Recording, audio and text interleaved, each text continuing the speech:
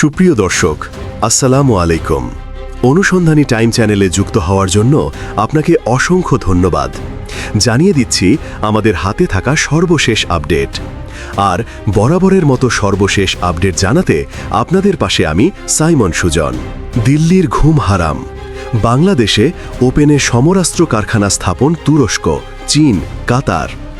বাংলাদেশ একটি দেশ যাকে একসময় শুধুই পোশাক শিল্প, শ্রমিক রপ্তানি আর কৃষিপণ্যের উপর নির্ভরশীল হিসেবে দেখা হতো। কিন্তু সময় বদলেছে দৃষ্টিভঙ্গিও। কাজেই দেশের ভাবনায় আছে এমন এক খাত যা এতদিন ছিল কেবলমাত্র পরাশক্তিদের এলিট ক্লাবে। এবার বাংলাদেশ নিজেই গড়ে তুলছে নিজের সমর শক্তি, আর সেই অভিযাত্রার নাম ডিফেন্স ইকোনমিক জোন। এই শব্দ দুটি আপাতত দৃষ্টিতে কেবল একটি সরকারি প্রকল্পের নাম মনে হতে পারে, কিন্তু এর পেছনে রয়েছে একটি বিপুল সম্ভাবনার গল্প। সরকার সিদ্ধান্ত নিয়েছে বিদেশ থেকে অস্ত্র আমদানি কমিয়ে এবার নিজেই দাঁড়াবে অস্ত্র উৎপাদক হিসেবে। বাংলাদেশ বিনিয়োগ উন্নয়ন কর্তৃপক্ষ বিডার নির্বাহী পরিচালক আশিক চৌধুরী এ বিষয়ে নিশ্চিত করে জানিয়েছেন, খুব শীঘ্রই চালু হতে যাচ্ছে দেশের প্রথম সামরিক শিল্পভিত্তিক অর্থনৈতিক অঞ্চল ডিফেন্স ইকোনমিক জোন।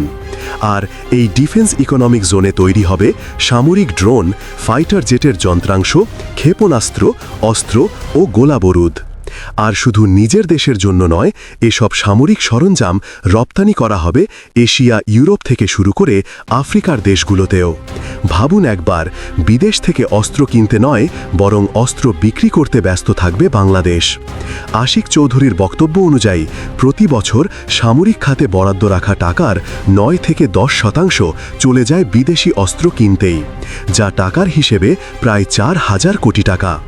এই টাকা যাতে দেশের মধ্যে ঘোরাফেরা করে, সেই লক্ষ্যেই ডিফেন্স ইকোনমিক জোনের পরিকল্পনা। এই অঞ্চলে দেশি বিদেশি কোম্পানিগুলো আসবে অস্ত্র তৈরিতে বিনিয়োগ করতে। তৈরি হবে প্রযুক্তি নির্ভর যুদ্ধ উপকরণ, আর বাংলাদেশ পাবে আত্মনির্ভরতা। আর এই বিনিয়োগে আগ্রহ দেখাচ্ছে বিশ্বের সামরিক বাজারের গুরুত্বপূর্ণ খেলোয়াড়রা। ইতোমধ্যে চীন, তুরস্ক এবং কাতার আগ্রহ প্রকাশ করেছে বাংলাদেশের এই উদ্যোগে অংশ নিতে। এটি মোটেও সাধারণ কোনো ঘটনা নয়, কারণ এই তিনটি দেশই বর্তমানে বিশ্ব সামরিক প্রযুক্তির প্রতিযোগিতায় অত্যন্ত সক্রিয়। বিশেষ করে চীন, যারা বর্তমানে আমেরিকার পর দ্বিতীয় বৃহত্তম অস্ত্র উৎপাদক দেশ হিসেবে নিজেদের প্রতিষ্ঠিত করেছে, আর তুরস্ক, যার বাইরাক্তার ড্রোন এখন বিশ্বের বহু যুদ্ধক্ষেত্রে ফ্যাক্টর হয়ে উঠেছে, এবং কাতার, যারা মধ্যপ্রাচ্যে বিনিয়োগ ভিত্তিক সামরিক অর্থনীতিতে এক নতুন মাত্রা যোগ করেছে। তবে প্রশ্ন হচ্ছে, কেন এই দেশগুলো বাংলাদেশের মতো একটি উন্নয়নশীল রাষ্ট্রের সঙ্গে এই সংবেদনশীল ও অত্যাধুনিক খাতে অংশ নিতে চায়? এর উত্তরে নজর দিতে হবে ভৌগোলিক বাস্তবতায়। বাংলাদেশ একটি কৌশলগত অবস্থানে অবস্থিত। ভারতের পূর্বে চীনের কাছে ভারত মহাসাগরের প্রবেশদ্বারী। এশিয়া ও দক্ষিণ পূর্ব এশিয়ার মাঝখানে থাকা এই ভূখণ্ড আন্তর্জাতিক বাণিজ্য ও প্রতিরক্ষা পরিকল্পনার জন্য এক গুরুত্বপূর্ণ স্থান। ফলে এখানে যে কোনো সামরিক কারখানা বা অস্ত্র উৎপাদন কেন্দ্র হতে পারে পরবর্তী সময়ে একটি আন্তর্জাতিক হাত। বিশ্বজুড়ে অস্ত্র বিক্রির যে প্রতিযোগিতা শুরু হয়েছে, তা কেবল বাজারের জন্য নয়, এটি এক ধরনের আধিপত্যের খেলা। সুইডেনের Stockholm international piece research institute SIPRI এর এক রিপোর্ট বলছে, 2022 সাল থেকে ইউক্রেন রাশিয়া যুদ্ধ শুরুর পর বিশ্বে অস্ত্র বিক্রির হার ক্রমাগত বেড়েই চলেছে। বর্তমান বিশ্বে সামরিক বাজারের আকার প্রায় 69,000 কোটি মার্কিন ডলার। প্রতি বছর এই বাজার আরও বড় হচ্ছে। নতুন নতুন প্রযুক্তি আসছে এবং সেই সাথে বাড়ছে প্রতিযোগিতা। এই বিশাল বাজারের একটুকু অংশ যদি বাংলাদেশ পায়, তবে দেশের অর্থনীতির চেহারা আমূল বদলে যাবে। একদিকে যেমন তৈরি হবে লক্ষাধিক কর্মসংস্থান, অন্যদিকে দেশীয় প্রযুক্তির বিকাশ ঘটবে সামরিক খাতেও। আর এটাই হতে পারে আগামী দশকের বাংলাদেশের নতুন পরিচয়, অস্ত্র উৎপাদক বাংলাদেশ। কিন্তু এটা কি শুধুই কল্পনা? মোটেও না। কারণ এরই মধ্যে কিছু প্রস্তুতি শুরু হয়ে গেছে। জানা যাচ্ছে এই ডিফেন্স ইকোনমিক জোনে আধুনিক যন্ত্রপাতি, প্রযুক্তিগত গবেষণাগার এবং আন্তর্জাতিক মানের অস্ত্র পরীক্ষাগার তৈরি করা হবে, যেখানে মেড ইন বাংলাদেশ ট্যাগ লাগানো অস্ত্র বানানো হবে আন্তর্জাতিক মান বজায় রেখে। এখন এই জায়গা থেকেই বাংলাদেশ যে শুধু সামরিকভাবে শক্তিশালী হয়ে উঠবে তাই নয়, বরং নিজের অর্থনীতিকে আরও এক ধাপ এগিয়ে নিয়ে যাবে এমন এক শিল্প খাত দিয়ে, যা এতদিন কেবল গটি কয়েক পরাশক্তি হাতে বন্দী ছিল। এখন আপনি ভাবতেই পারেন, তবে কি সত্যিই দিন বদলে যাচ্ছে? সত্যিই আমরা আর অস্ত্র কিনে খরচ করব না, বরং রপ্তানি করে আয় করব? আর সেখানেই সবচেয়ে বড় উত্তরের ইঙ্গিত। এই উদ্যোগকে ঘিরে বিদেশি বিনিয়োগকারীদের আগ্রহ। চীন, তুরস্ক, কাতার এই তিনটি দেশের মধ্যে চীন ও তুরস্ক ইতিমধ্যেই তাদের প্রতিনিধিদের মাধ্যমে বাংলাদেশের কর্মকর্তাদের সঙ্গে বৈঠক করেছে। সম্ভাব্য প্রযুক্তি বিনিময়, যৌথ গবেষণা এবং যৌথ উৎপাদনের আলোচনা চলছে। এমনকি ড্রোন প্রযুক্তি এবং স্মার্ট ফাইটার জেটের কিছু প্রাথমিক ডিজাইন সম্পর্কেও আলোচনা শুরু হয়েছে, যা ভবিষ্যতে ডিফেন্স ইকোনমিক জোনে বাস্তবায়িত হতে পারে। তবে এখানেই শেষ নয়। সাম্প্রতিক সময়ের সবচেয়ে বিস্ময়কর বিষয় হল বিশ্বের প্রথম সারি সামরিক শক্তিধর দেশগুলোর চোখ এখন বাংলাদেশে। দক্ষিণ কোরিয়া ও জাপান এই দুটি এশীয় দৈত্য, যারা নিজেরাই যুদ্ধকালে রণকৌশলের নিখুঁত উদাহরণ, তারাও এখন বাংলাদেশের ডিফেন্স ইকোনমিক জোনে বিনিয়োগে আগ্রহ দেখাচ্ছে।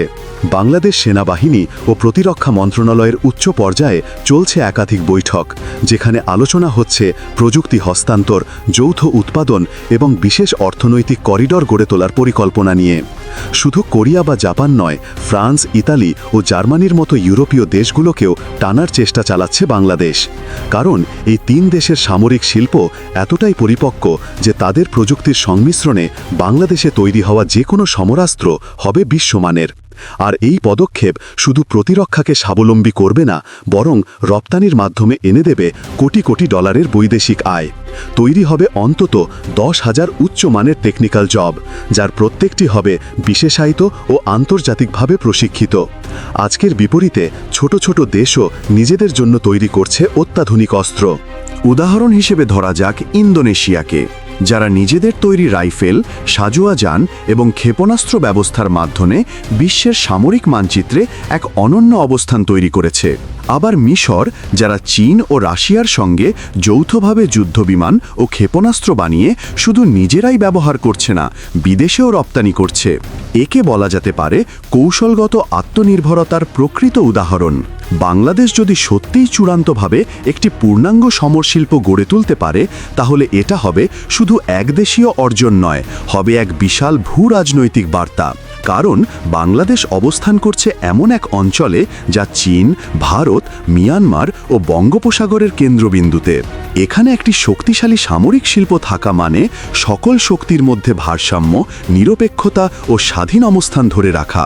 আর এই শিল্প হবে এক যুগে বেসামরিক ও সামরিক প্রযুক্তির সংমিশ্রণে গঠিত, যা বাংলাদেশের মোট শিল্পায়ন কাঠামোকেই রূপান্তরিত করে ফেলবে। আর ঠিক এখানেই এক নতুন ইতিহাস লিখতে প্রস্তুত হচ্ছে বাংলাদেশ। হয়তো আর কিছু বছর পর যখন কোনো যুদ্ধক্ষেত্রের হেলিকপ্টারের গায়ে লেখা থাকবে মেড ইন বাংলাদেশ, শুধু টি শার্ট নয়, ড্রোন, রাডার, স্মার্ট গাইডেড মিসাইলেও দেখা যাবে বাংলাদেশের লাল সবুজ পতাকার ছাপ। তখন বাংলাদেশের সামরিক শিল্প শুধু দেশীয় নিরাপত্তায় নিশ্চিত করবে না, বরং আন্তর্জাতিক অস্ত্রবাজারে গর্বিত অবস্থান তৈরি করবে। একটি সময় ছিল যখন আমাদের অস্ত্র নির্ভরতা ছিল বাইরের দয়ের উপর, আর সেই বাংলাদেশ নতুন যুগে প্রবেশ করছে, যেখানে কারখানা গড়ছে, প্রযুক্তি নিচ্ছে এবং ভবিষ্যতে নেতৃত্ব দেবে। এবার সেই ইতিহাস রচিত হবে গর্বের কলমে, আর তার কালই হবে বাংলাদেশের আত্মনির্ভরতা, সাহস আর ধন্যবাদ। সুপ্রিয় বন্ধুগণ, আপনার মূল্যবান মতামত জানিয়ে দিন আমাদের কমেন্ট বক্সে।